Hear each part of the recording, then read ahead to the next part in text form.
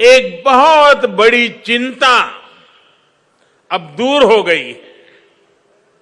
भाइयों और बहनों, आज के दिन स्वाभिमान, स्वाधीनता और सुरक्षा के तीनों प्रतीकों का भी एक प्रकार से समागम हो रहा है।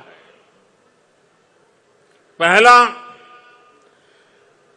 आज असम की मिट्टी से प्यार करने वाले मूल निवासियों के अपनी जमीन से जुड़ाव को कानूनी संरक्षण दिया गया। दूसरा, ये काम ऐतिहासिक शिवसागर में जेरेंगा पठार की धरती पर हो रहा है। ये भूमि असम के भविष्य के लिए सर्वोच्च त्याग करने वाली महासती जयमती की बलिदान भूमि है। मैं उनके अदम्य साहस को और इस भूमि को आदरपूर्वक नमन करता हूं। शिव सागर के इसी महत्व को देखते हुए इसे देश की 5 सबसे आइकॉनिक आर्कियोलॉजिकल साइट्स में शामिल करने के लिए सरकार जरूरी कदम उठा रही है। भाइयों और बहनों, आज ही देश हम सबके प्रिय, हम सबके श्रद्धेय नेताजी सुभाष चंद्र बोस की 125वीं जन्म जयंती मना रहा है। देश ने अब तय किया है कि इस दिन की पहचान अब पराक्रम दिवस के रूप में होगी। मां भारती के स्वाभिमान और स्वतंत्रता के लिए नेताजी का स्मरण आज भी हमें प्रेरणा देता है। आज पराक्रम दिवस पर पूरे देश में अनेक कार्यक्रम भी शुरू हो रहे हैं। इसलिए एक तरह से आज का दिन उम्मीदों के पूरा होने के साथ ही हमारे राष्ट्रीय संकल्पों की सिद्धि के लिए प्रेरणा लेने का भी अवसर है। साथियों, हम सभी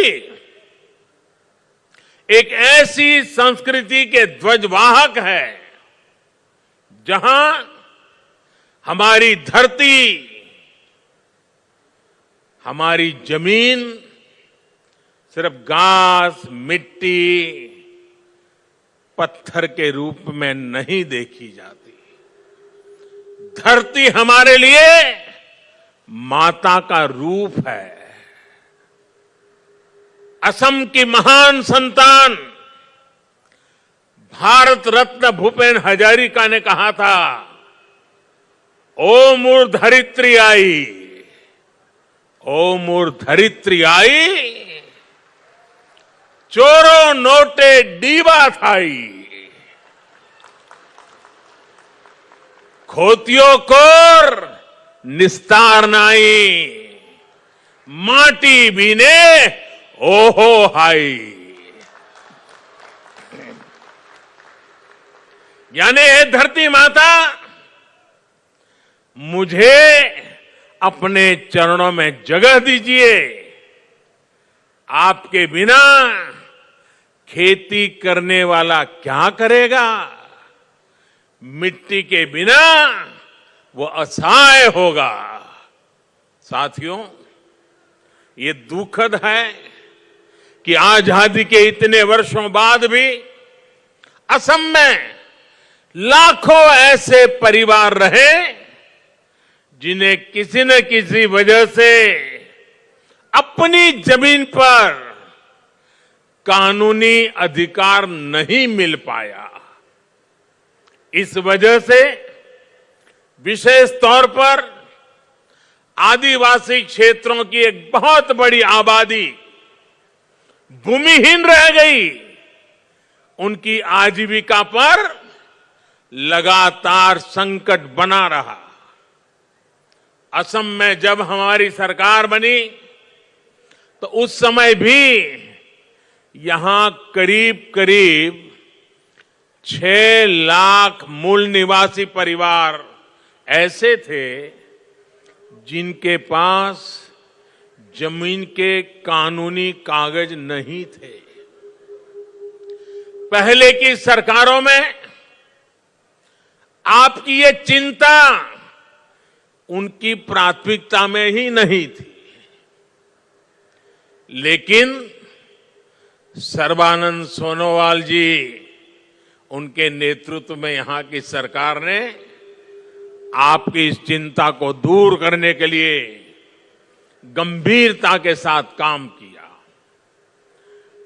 आज असम के मूल निवासियों की भाषा और संस्कृति के संरक्षण के साथ साथ भूमि से जुड़े उनके अधिकारों को सुरक्षित करने पर भी विशेष जोर दिया जा रहा है।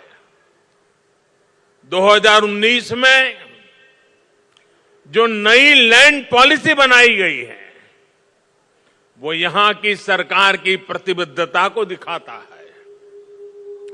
इन्हीं प्रयासों का परिणाम है कि बीते सालों में 2.25 लाख से ज्यादा मूल निवासी परिवारों को भूमि के पट्टे सौंपे जा चुके हैं। अब इसमें 1 लाख से ज्यादा परिवार और जुड़ जाएंगे। लक्ष्य ये है कि असम के ऐसे हर परिवार को जमीन पर कानूनी हक जल्द से जल्द मिल सके। भाइयों और बहनों, जमीन का पट्टा मिलने से मूल निवासियों की लंबी मांग तो पूरी हुई है, इससे लाखों लोगों का जीवन स्तर बेहतर होने का रास्ता भी बना है। अब इनको केंद्र और राज्य सरकार की दूसरी अनेक योजनाओं का लाभ मिलना भी सुनिश्चित हुआ है, जिनसे हमारे ये साथी वंचित थे। अब ये साथी भी असम के उन लाखों किसान परिवारों में शामिल हो जाएंगे जिनको पीएम किसान सम्मान निधि के तहत हजारों रुपयों की मदद सीधी बैंक खाते में भेजी जा रही है। अब इनको भी किसान क्रेडिट कार्ड, फसल बीमा योजना और किसानों के लिए लागू दूसरी योजनाओं का लाभ मिल सकेगा। इतना ही नहीं, वो अपने व्यापार कारोबार के लिए इस जमीन पर बैंकों से ऋण आसानी से ले पाएंगे। भाइयों और बहनों, असम की लगभग 70 छोटी बड़ी जनजातियों को सामाजिक संरक्षण देते हुए उनका तेज विकास हमारी सरकार की प्रतिबद्धता रही है। अटल जी की सरकार हो या फिर बीते कुछ सालों से केंद्र और राज्य में एनडीए की सरकार, असम की संस्कृति, स्वाभिमान और सुरक्षा हमारी प्राथमिकता रही है। असमिया भाषा और साहित्य को प्रोत्साहन देने के लिए